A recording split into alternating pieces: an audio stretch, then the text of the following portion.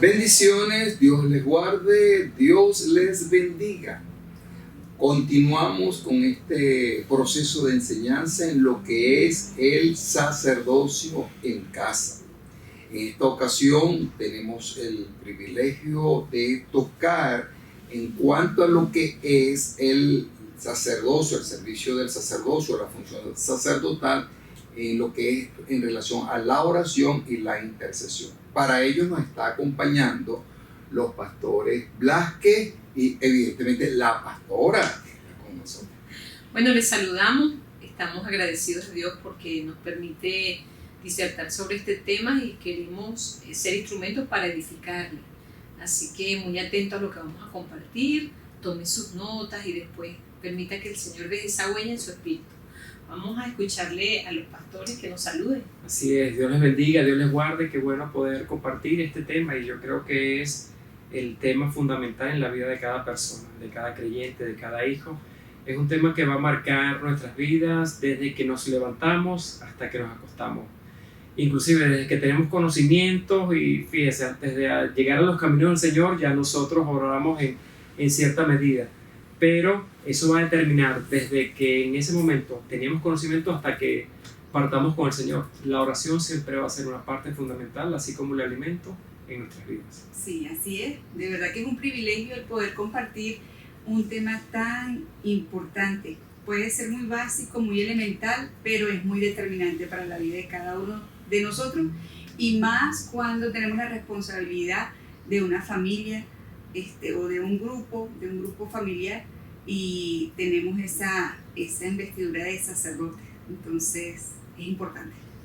Interesante allí en relación a la importancia de la oración. Alguien le preguntó a un predicador qué era más importante, si orar o leer la palabra, estudiar la palabra. Y él le dijo, ¿qué es más importante? ¿Aspirar o exhalar? Las dos cosas. ¿Qué es más importante? No puede ser que tú y no votes. O sea, dice, las dos cosas son fundamentales para vivir. Igualmente, el orar o el estudiar la palabra son fundamentales para vivir. Bueno, en esta serie del sacerdocio en casa vamos a desarrollar ambos puntos, por cierto. Hoy estamos tratando lo que es el sacerdocio y la oración e intercesión, pero también hay otro video donde usted puede ver la otra parte fundamental, que es el sacerdocio y la palabra de Dios.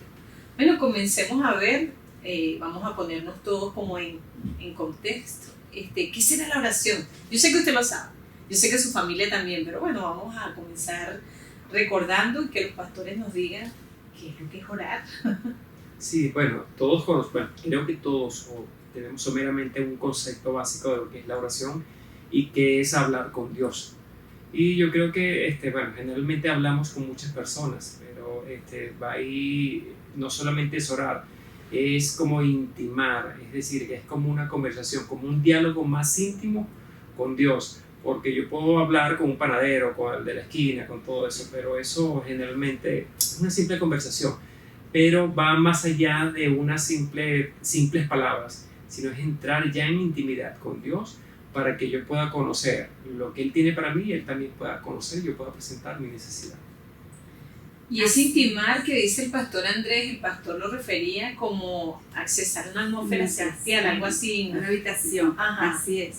Porque de pronto, como decía Andrés, nosotros podemos tener una conversación muy natural con alguien. Un saludo, hola, ¿cómo estás? Y puede haber una respuesta.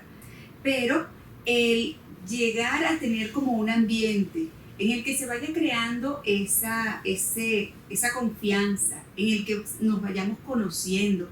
A veces hasta podemos, cuando tenemos una relación de papá e hijos o de personas cercanas, nos podemos dar cuenta de que no solamente nos comunicamos con palabras, sino también nos podemos comunicar con presencia, con gestos, hasta con las miradas. Sí, sí. Y todo eso engloba la oración también. Pastor, ¿y cómo fue eso allá en el origen? Que tú nos estabas comentando, que eso viene desde Génesis, capítulo 1, después que Dios crea al hombre. Sí, antes de darle la respuesta, quiero hacer referencia a una anécdota. En la escuela de discipulado se da un módulo que es oración. Y un tiempo yo di ese módulo y yo antes de comenzar a dar la clase, yo le pedí a todos que me definieran qué era oración. Y evidentemente cada uno me daba una opinión. Entonces le digo, bueno, cuando yo les haga el examen, no me pueden responder eso, porque eso es lo que ya ustedes tienen. Ustedes deben responder lo que ahora se les va a enseñar. Entonces, de igual manera, tomen nota de lo que es este concepto de oración. Lo primero que podemos decir es que es un diálogo, ¿sí? En un diálogo, uno habla, el otro, el interlocutor te oye y te responde. Pero también él te habla y tú debes oírle y responderle. Entonces, en el huerto del Edén, que es donde tiene el origen, había una atmósfera de parte de Dios, donde Dios venía y hablaba con el hombre. Y el hombre oía a Dios, se comunicaba con él, le respondía a Dios. Había ese diálogo. Ahora, este diálogo del cual estamos hablando no es cualquier diálogo, porque uno puede dialogar con cualquier persona, entonces sea con el panadero, con un compañero de trabajo, tienes un diálogo. Pero generalmente esos diálogos no hablan de confianza o de intimidad. Este diálogo al cual el Padre nos invita en una atmósfera celestial de su presencia es a tener un corazón abierto de intimidad, de comunión, de acción de gracia, de agradecimiento.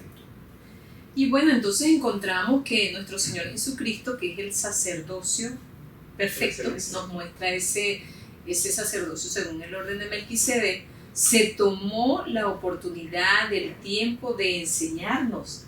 En Mateo capítulo 6 usted encuentra, o en Lucas 11, el Señor dio una clase sobre lo que es ese ámbito, esa atmósfera de oración, cómo crearla, cómo llegar. ¿Qué les parece si nos situamos un poquito allá y vemos esos principales puntos que están allí, 5 o 6 que se abordan, y así usted nos acompaña en este estudio? ¿Recuerdan el primero? Claro. Padre nuestro. Padre nuestro. Eso habla mucho de lo que es la identidad, ubicarnos. En el ámbito oración, no hablemos, saquémonos el cliché de que orar es solo hablar con Dios, porque ya entendemos que va más allá.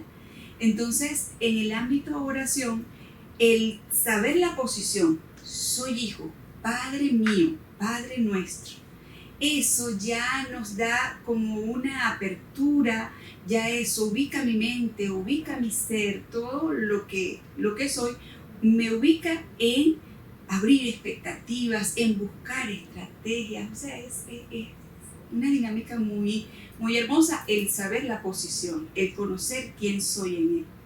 Qué interesante, pastor, que Ina no comenzó con esas repeticiones. Usted sabe, ¿no?, que a veces uno piensa en oración, en la intimidad propia o de casa, y uno empieza, bueno, ¿será que vamos a decir 50 aleluyas, gloria a Dios? Resulta que Jesús nos dio una pauta allí y dijo, no usen esas vanas repeticiones. O sea, porque se vuelve como una costumbre, como lo que tú decías, hay cosas que aprendimos y esta es una oportunidad para reaprender, o sea, desaprender cosas y aprender otras. Usted cuando haga su tiempo en el altar de familia no tiene que repetir 50 veces gloria a Dios, ¿verdad que no? O cuando me voy a acercar a mi esposa o mis hijos, ellos me van a estar repitiendo, papá, tengo hambre, tengo hambre, tengo hambre, tengo hambre, tengo hambre. Ya te escuché también, tengo hambre, tengo hambre, tengo hambre. No van a estar repitiéndolo todo el día y hijo, ya te escuché. Así que qué bueno que el primer punto que Ina nos lleva en cuanto a Mateo capítulo 6 es Padre nuestro. Padre nuestro. Eso habla del nivel de confianza en que debemos acercarnos a Dios sin mucho, oiga bien lo que voy a decir, sin mucho protocolo. No significa que no vayamos con reverencia, con temor, con respeto, pero a veces ese protocolo, alguien decía, que a alguien le pedimos entonces, excelentísimo Señor y Padre Santísimo.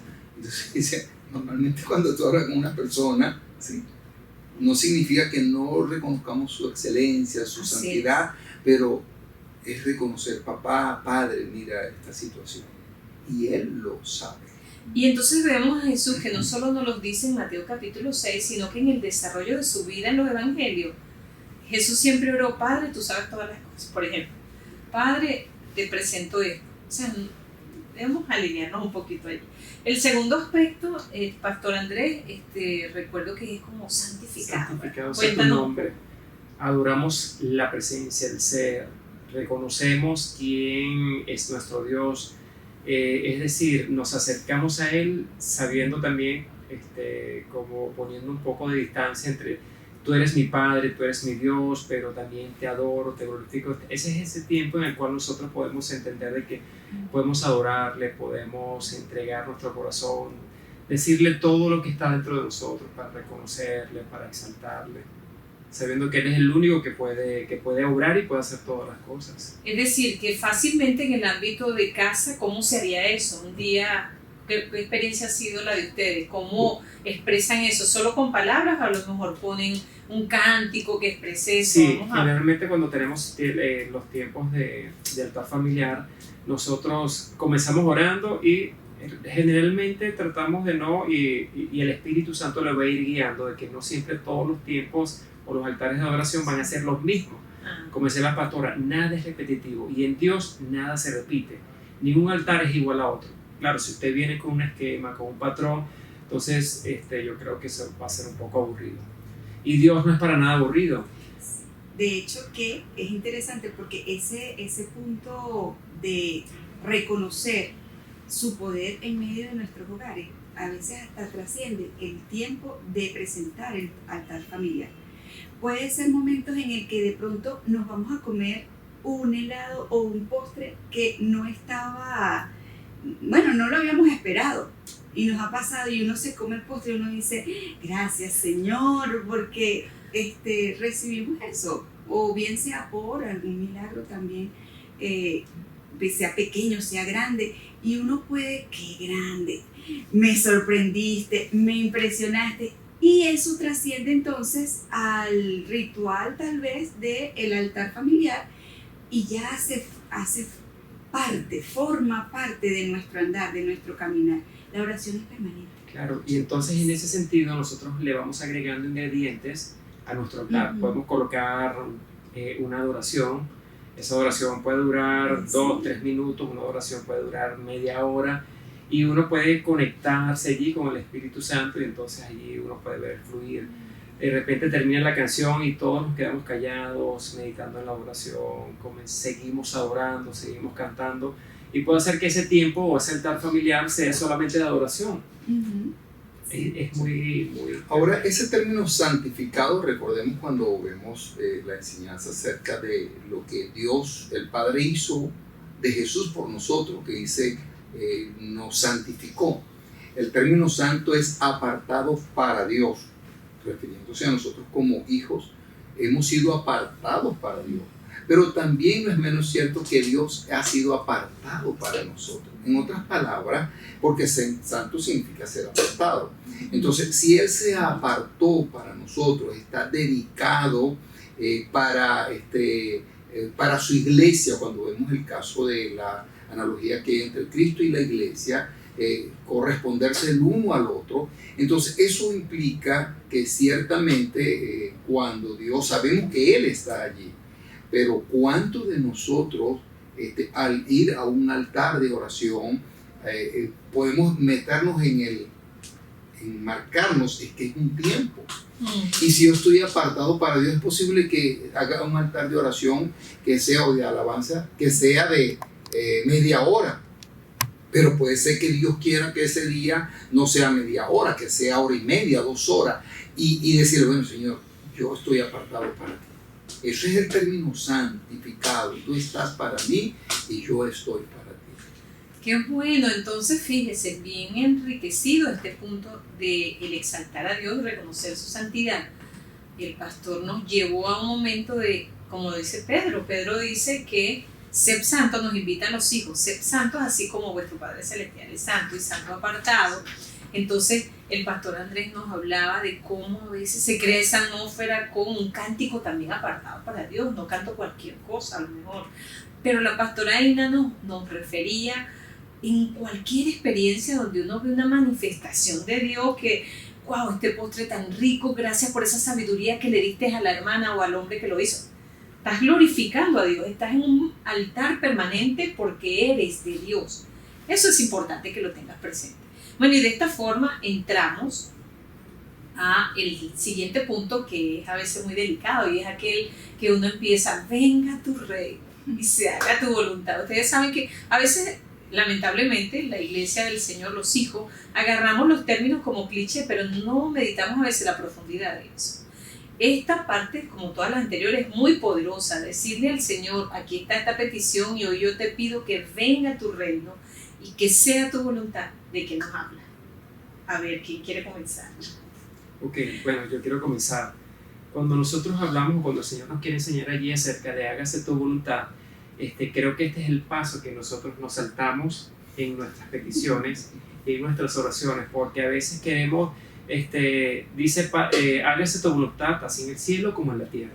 Es decir, estamos pidiéndole: Señor, hágase tu voluntad en todos los ámbitos de mi vida, en todos los ámbitos de mi negocio, de mi trabajo, de mis hijos, en todo. Entonces queremos saltar ese paso porque después dice: danos hoy nuestro pan de cada día, es decir, danos lo que necesitamos.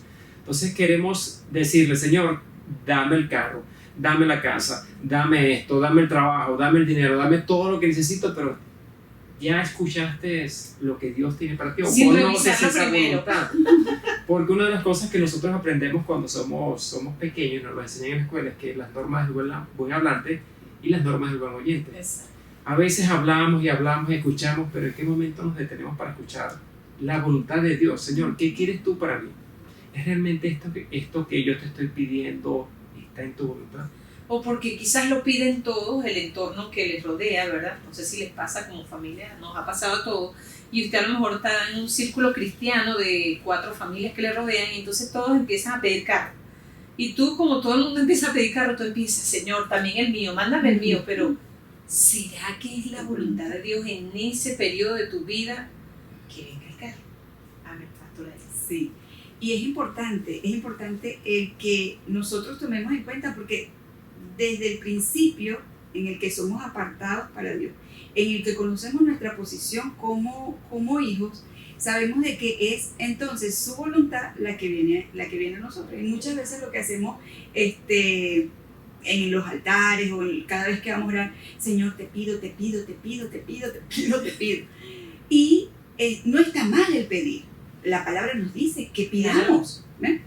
Pero el tema es que necesitamos pedir conforme a la voluntad que Él tiene para nosotros. Y qué mejor forma que tomar de lo que hay en la palabra, pero tomar con esa posición de hijos. Porque tomar con una posición de hijos es una cosa, y tomar con esa suspicacia de alcanzar el capricho o de alcanzar lo que quiero, eso es otra cosa también, que a veces puede suceder. Sí, esto está muy bueno, créame que sí. Porque fíjese, quiero que usted se ubique en el tiempo cuando Jesús dijo esto. Y cuando Jesús comenzó a predicar, le dijo en las predicaciones, dijo: el reino de los cielos se ha acercado. Cuando Jesús enseña a los discípulos, dice: venga tu reino. La pregunta hoy es: ¿el reino de Dios va a venir o ya vino? Número 1, Jesús no había sido glorificado, pero hoy Jesús ya ha sido glorificado, su reino ha venido, Él está reinando. Y si yo todavía le digo: venga tu reino, quiere decir que yo estoy en ese tiempo donde Jesús estaba hablando. Yo hoy no puedo decir: venga tu reino, yo debo decir: tu reino ya vino a mi vida. Ahora, para que un reino exista, debe haber un rey, debe haber un territorio y debe haber súbditos. Uno decide qué es. Lo que sí yo sé es que lo que Dios quiere es que al momento de orar, sabemos que estamos en esa dimensión de su reino donde todo es posible. Si estamos viendo las limitaciones que tenemos en nuestro alrededor, y eso está, al acercarnos a Dios, estamos pidiendo por cosas que ya en la dimensión del reino de Dios están dadas. Entonces, Señor, ya tu reino vino a mi vida, soy tu hijo, tú estás gobernando, y Dios nos llama en esa dimensión de la oración y en esa atmósfera a poder percibir esas bendiciones que en su reino ya han venido. Ahora, ¿qué me queda a mí? ¿Qué nos queda a nosotros? Es entenderlo y obedecer. Esa autoridad, ese gobierno de Dios. Entonces esa expresión de venga tu reino allí, bien con esta explicación que nos da el pastor, sería más bien alinearnos nosotros a la manifestación de su reino. Porque es cierto, el reino de Dios está en proceso de extensión en cada una de nuestras vidas. Pero cuando vamos en el caminar y en nuestro altar diario, en casa, nos damos cuenta que hay una cantidad de cosas que son el reino de Dios, que son su cultura, que son sus principios, que no necesariamente son nuestros frutos de vida. Eso, y no se sienta mal si usted en este proceso de ir edificando su sacerdocio en casa se da cuenta que a lo mejor usted cuando se congregaba, todo el mundo allá en la congregación, en el sitio físico, pues le decían, ay, que tú te ves, bueno, casi los ángeles, te faltan las alas. Pero en su casa, en ese ámbito, usted siente que le faltan herramientas, cónchale, no sostengo el perdonar permanentemente, sigo siendo un rencoroso o una amargada, no sé, sienta hoy mal. ¿Por qué? Porque el reino de Dios ha llegado para quedarse y para extenderse. Y el tiempo del altar es una oportunidad para que eso vaya creciendo. Como decía la pastora Ina, es ir allí con esa actitud humilde y no de suspicacia, sería la describió ella, así como que bueno, vengo aquí, qué bueno que me invitaron, sí, soy parte de esa casa, porque aquí traje mi lista, y yo soy hija y a mí Dios me da. No, creo que se trata de ir conociendo cada vez más ese reino de poder, ese reino que Jesús vivió, pero también lo dejó en medio de nosotros. Bueno, yo creo que vamos a avanzar un poquito, el tiempo avanza y vamos al cuarto punto que tiene que ver con, hemos tocado parte de la petición, y el cuarto punto habla de orar por las peticiones y dice, el pan nuestro de cada día, dánoslo hoy. Si estamos entendiendo que estamos en el reino de Dios, y una de las cosas que Jesús dijo, por nada estéis afanosos, sean oídas vuestras peticiones, porque afanarnos por el vestido, por la comida, que veamos los lirios del campo, las aves. Y él dijo, no he visto justo desamparado, ni su simiente que mendigue pan. Entonces a veces invertimos tiempo, y tal vez por desconocer un principio como este, en peticiones que ya el Señor determinó todo lo que tú necesitas. La bendición que veíamos desde la fundación del mundo, Dios nos bendijo con toda bendición espiritual en los lugares celestiales. Entonces, si yo entiendo que su reino vino, que estoy caminando, hay muchas cosas, amado, que solamente, Señor, cómo recibirlo, cómo esperar en ti para recibir ese pan nuestro. Y interesante, dice, ahí no dice, dame el pan del día de hoy. El pan nuestro de cada día, dámelo hoy. Interesante, o sea, el pan de toda esta semana, dámelo hoy. Bueno, entonces si me lo da hoy, tengo que ser un buen administrador, me lo da por adelantado. Sí, interesante que ahí el pan nuestro de cada día yo creo que considera dos dimensiones, porque Jesús y la palabra de Dios dice que no solo de pan físico vive el hombre, sino de toda palabra que sale de la boca de Dios. Hay días donde la familia, tu vida, tu casa, puede haber una situación inesperada. Puede haber una situación de emergencia. Estábamos comentando antes de empezar esto, lo que le pasó a Jairo un día. Sí, era principal de la sinagoga, era un hombre adinerado en aquel entonces, pero la hija le da una enfermedad y, o sea, la gente decía allí que murió. Pues. ¿Y qué hizo ese hombre ese día desde su casa y fue al maestro? A ver si recuerdan lo que conversábamos. Y cómo eso con el pan nuestro de cada día. Ahí Jairo no quería la arepa por hablar de Venezuela o pan por lo que está en el resto físico. ¿Qué quería él? Quería sanidad. Sanidad porque en ese momento todavía estaba enferma la chica. Él va a Jesús y él ruega, su petición en ese momento es precisamente la sanidad de su hija. Así es, y él no se centró en lo que estaba alrededor, que fue la situación como la que vivió Pedro. El Pedro se empezó a hundir porque la tormenta, lo que escuchó, lo que vio. A Jairo le dijeron, tu hija murió. ¿Qué hubiese hecho uno en otro momento? Bueno, me voy, está bien, ya murió. No me acerco ni siquiera al maestro para no molestarlo. Sino que él estaba claro en lo que estaba haciendo. Él se acercó al maestro y le dijo, Señor, mi hija está enferma, grave en casa. Aún cuando ya le habían dicho, él mantuvo esa posición. Mi hija no ha muerto. Yo vengo al maestro para que él sé que él la puede sanar. Y usted puede leer el resto de la historia, pues nosotros tenemos que avanzar. Eso es Marcos capítulo 5, de cómo Jesús fue con él a su casa, sacó a todos los incrédulos, dicen de alguna forma, y se manifestó un milagro. Ese era el pan de ese día para esa familia. Entonces recuerda, hay dos ámbitos cuando pedimos esta parte o nos enfocamos en esta parte de la oración. El siguiente, pastor, llévanos allí, a ver. Sí. Bueno, y el siguiente no menos importante, y es: perdona nuestras deudas como nosotros perdonamos a los que nos ofenden. ¿Sí? Eso es algo diario, ¿verdad? Y yo le voy a decir una cosa, pastora. En el hogar es que esto realmente debe ponerse por obra. Porque en el hogar es donde a veces hay muchos roces, muchas cosas, malos entendidos, y debemos tener un espíritu, un corazón perdonador, porque anhelamos, necesitamos, no podemos vivir sin el perdón del Padre. Y él dice, ¿tú quieres que yo te perdone? Perdona tú, porque es proporcional. El perdón que Dios nos da proporciona al perdón que nosotros damos. Y el perdón, amados, es una llave para la libertad, para vivir en gozo y para vivir en paz. Entonces, como la familia es un ámbito donde pueden haber muchas ofensas, creo que el sacerdote en casa debe estar vigilante de eso. ¿Qué opinan ustedes? Totalmente, claro. De hecho, que escuchando al pastor, recordaba hace poco, precisamente en una de esas convivencias, estamos saliendo ahorita precisamente de la cuarentena, ¿no?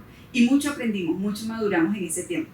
Pero recordaba que en ese transitar de esa cuarentena, una de las cosas que yo particularmente aprendí, decía, el perdón ya no es como la oración, que es hablar con Dios, o el perdón no es solamente, bueno, te voy a perdonar la ofensa.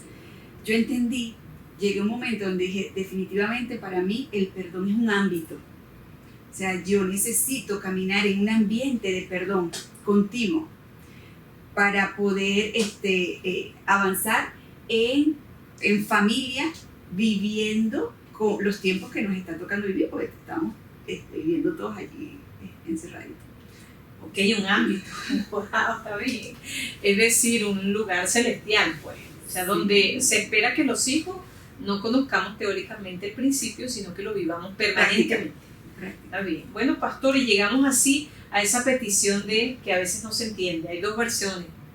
Dice, la de Reina Valera, usted encuentra que dice, y no nos metas en tentación, mas líbranos del mal.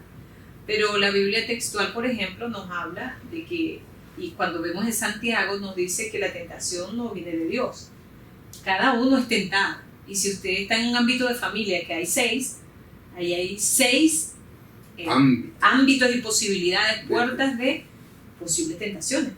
Entonces, ¿cómo hacer? Fíjese, en el altar se puede abordar eso. Sí, la palabra dice que ninguno es tentado de parte de Dios, sino que cada uno es tentado o seducido de su propio deseo desmedido. Eso es lo que es concupiscencia.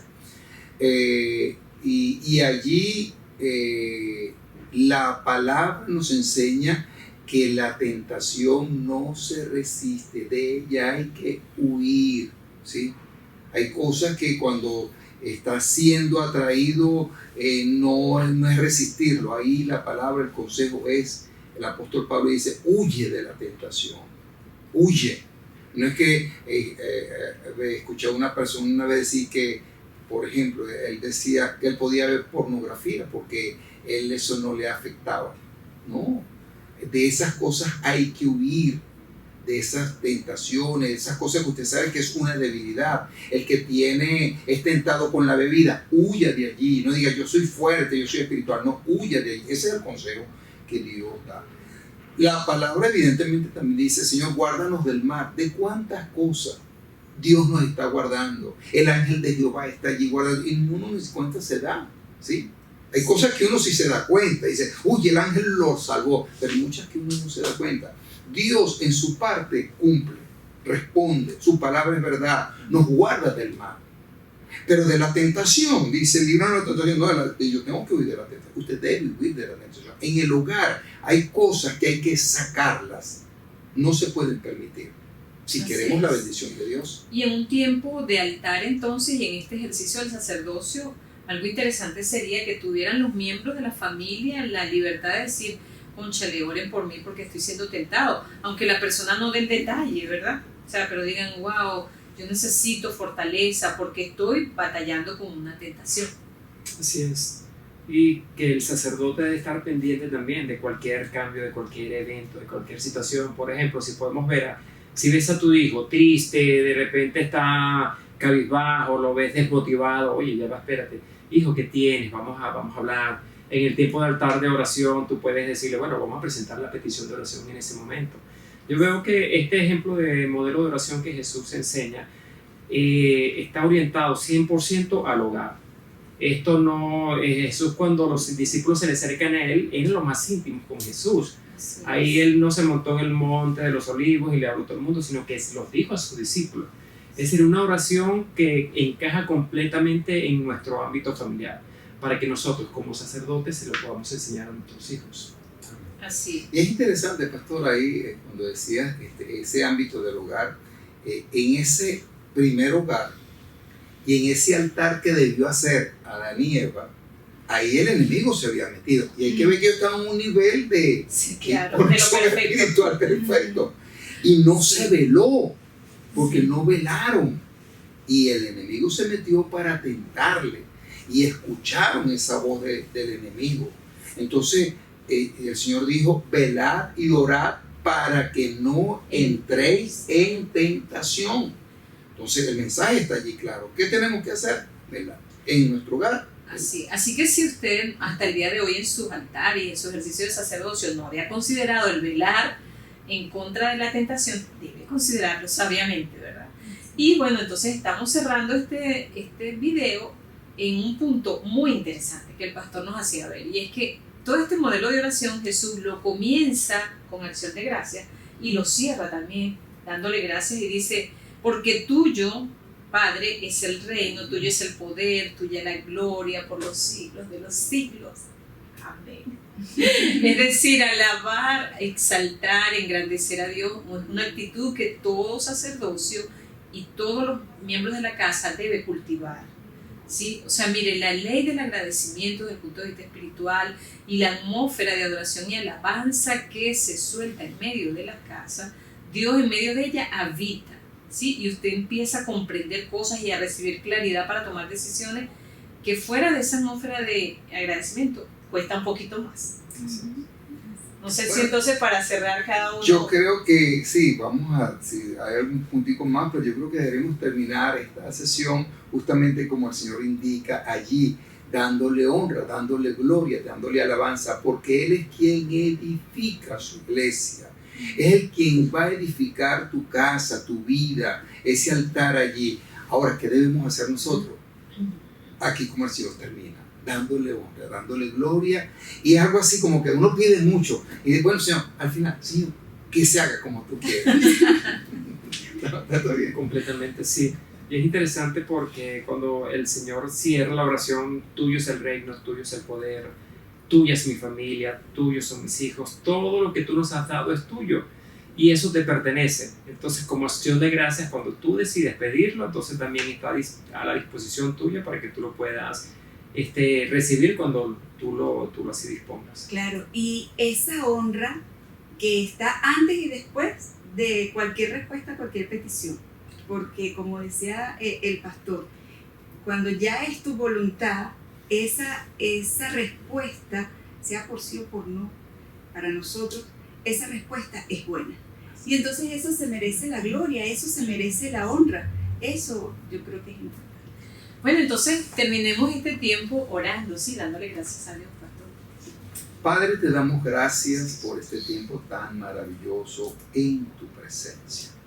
Señor, al llamarte Señor, estamos tomando por hecho de que lo que tú hagas, Señor, tu voluntad es buena, es agradable y es perfecta. Tal vez no lo entendamos del todo, tal vez nos duele un poquito el resultado, la respuesta, pero Señor, te seguimos adorando y bendiciendo.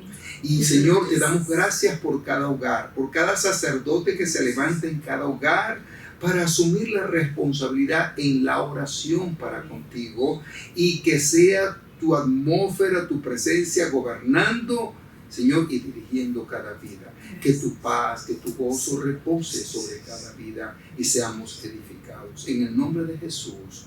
Amén y amén. Dios les bendiga. Bendiciones. Dios les guarde.